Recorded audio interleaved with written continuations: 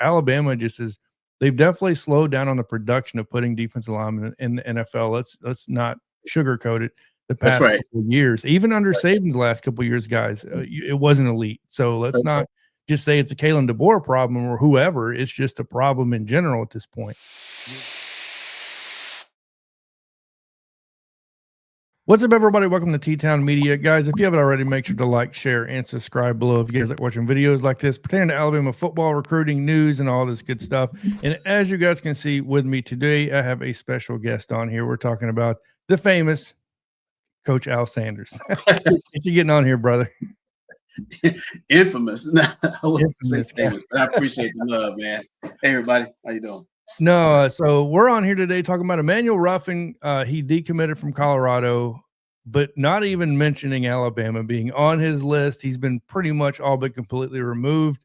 We're here to talk about why he possibly couldn't be coming to Alabama, but more importantly, where's this scheme at with this Alabama defense and how this all fits in, and maybe why Ruffin won't be coming to Alabama or even considering Alabama. So the long story short here, guys, Emanuel Ruffin, which we'll be showing some video on here in a minute, is class of 2026, stands at now 6'5", 290 pounds, out of Bessemer, Alabama, which is a heartache for me, right? He's right down the road. He's 45 minutes down the road from Tuscaloosa, and he's pretty much all but not even considering Alabama at this point. And he wrote in an article specifically why, or was written on by On3, which is Ohio State and Missouri have proved that they develop defensive linemen, and that's why it's considering them the favorite right now, and everybody else has kind of been pushed to the wayside. So with that being said, Coach Al, my first question to you isn't necessarily to Emanuel or anything like that, but it's more of scheme. When you look at Alabama's defense, and we're talking about the one gap and two gap scheme, we currently run a one gap scheme, and Emanuel Ruffin seems, in my opinion, just a fan that studies the game, seems like he's a two gap guy. Is that possible, or is that a possibility on why he's not considering Alabama at this point now? I guess, John, anytime with a player like this, they're trying to project themselves always, especially a guy rated like this high. They're projecting themselves to not college, but the next level. Okay.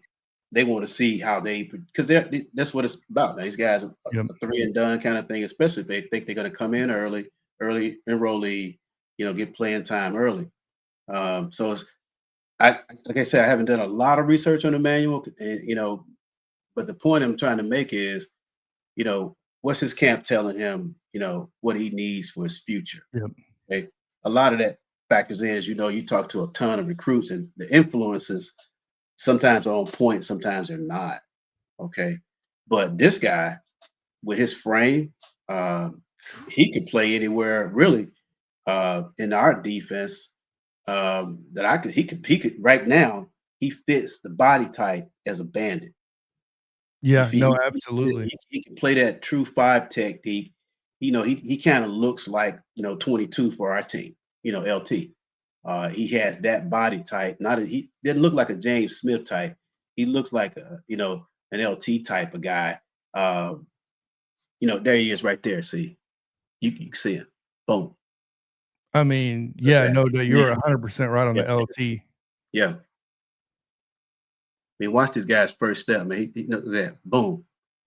Quick to be 6'5", 290 pounds. Yeah, and watch his level, his pad level. See, he's not a guy right now, in my view.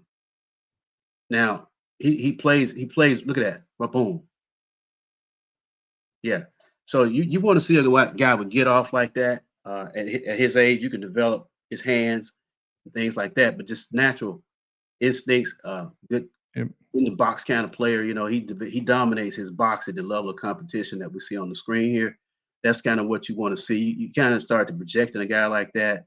As soon as he gets there, obviously he's going to hit the weight program.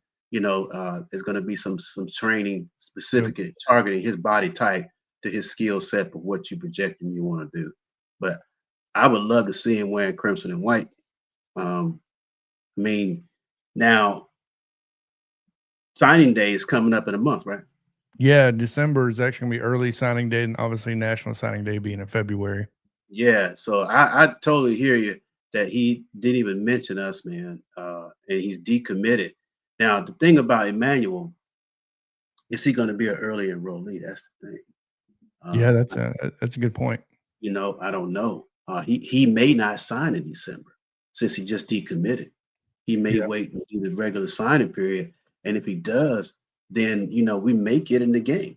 It just depends on how we like the guys on our board right now, like Kamari and Johnson and those guys, as it Yeah. relates to you know specifically targeting them for one technique, three technique, or bandit or whatever that kind of thing. Because I don't see him playing wolf. He'll No, definitely be. But like you said, I think he could play up one technique or two technique based on his body type. When I'm looking at, he looks like he can really strike. He got a good lower base. You look at him; he's real thick on the bottom. So he's a powerful dude. yeah. So yeah, so I think he has all the qualities to be a heck of an SEC defensive lineman. I hate to see him go to Ohio State because we know what's going to happen up there. Man, and that's the thing, that many people don't realize is he was hosted by Missouri when, they were at home playing Alabama, by the way, and, Mm, of course, shortly now, a couple weeks later, he decommits after seeing Young and those cats on that line do yeah. what they do, and now they're projected first rounders, and it's like, Hmm. these kids are paying attention to that. Ohio State, obviously, like you just said, they produce talent year in and year out on that defensive line. Right. And of course, this is going to be a consideration for all those guys. Alabama just is, they've definitely slowed down on the production of putting defensive linemen in the NFL. Let's not sugarcoat it. The That's past right. couple of years, even under Saban's last couple of years, guys, it wasn't elite. So let's Right. not just say it's a Kalen DeBoer problem or whoever. It's just a problem in general at this point. Would you agree with I that? 100% agree. Being in this YouTube world, like Coach Sean and a bunch of us we've been talking about that for a while. You Yeah. know, where's that guy from Alabama that's a first round pick? Yep. You know, we always like to talk about Quentin Williams and Darren Payne and those guys. Okay, um, those guys have been in the league for 5, 6 years now, more. You Wow. know, Yeah. all of a sudden they just stopped making them, and they stopped coming to Alabama. There is something systemic there of what we're doing to not attract elite talent. Um, as a defensive tackle, as an interior guy, whether he's a one technique or three technique, or he's versatile, where he can just be a disruptor in the middle and get you a pass rush in the middle. To me, with the edge guys that we have, if you got a guy in the middle that can win consistently, you know, and pressure the quarterback up the middle, that's going to make our defense elite. Yes. Okay, especially with the talent we recruit at the third level. It would, I don't know, man. I'm kind of dumbfounded. When it came up in our little chat today, we were all going like, well, why aren't we on this guy? Yeah. Yeah, You know, it is kind of dumbfounding, honestly, to a certain extent, because me as a fan, you guys have knowledge. You know what I mean. So you know how the scheme and the coach thing works. Whereas me from the outside looking in, sometimes I'm going, he's in Alabama, he's in Bessemer. We have a way to drive right down the road to talk to the guy, right? So you would assume like we would be in that conversation. But at the same time, we saw what happened with Peter Woods and Clemson, you know what I mean? And I'm not saying this right? is just necessarily a trend, but what I'm getting at from a fan standpoint is like, look, if we got a guy that deserves to be playing in Tuscaloosa and he's in this state of Alabama, we have to concentrate on these guys a little bit more if we're not already, because I don't know what's going on, you know what I mean, inside the coaching, the rooms and all that stuff. I don't have that type of access. But I do know one thing as a fan, it's easy for me to get on three or Rivals or 24/7 and go, hey, we don't even have a primary recruiter given to this guy. Whereas Ohio State does, Missouri does. I can tell you really good information that they're getting, but nothing that we're getting. Right. So, and that's a problem to me, That's in the my problem. opinion. Yeah, So, yeah. Some of that too is perception. I think, like for instance, Bonnie Cleveland. yeah. Bonnie was a Bama commit at one point, I think, and I think he left. Right? I think he Yes. was committed.